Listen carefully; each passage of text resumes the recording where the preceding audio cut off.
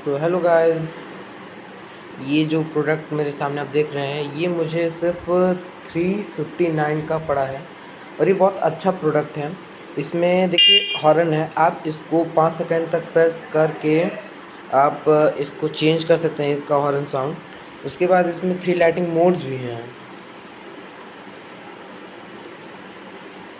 तो ये बहुत मुझे अच्छा प्रोडक्ट लगा। उसके बाद मैं इस प्रोडक्ट का लिंक डिस्क्रिप्शन में और कमेंट में पिन कर दूंगा, वहाँ से आप डायरेक्टली जाकर अमेज़ॉन से परचेज़ कर सकते हो।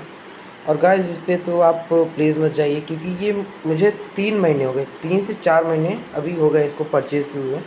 तो ये जो मेरा एक रैबिट है वही इसे थोड़ा-सा समझ लो ना। ये बहुत अच्छा प्रोडक्ट है वैसे, अगर इसे सँभाल के रखोगे तो कुछ नहीं होगा, बस रैबिट के मुँह नहीं लगना चाहिए।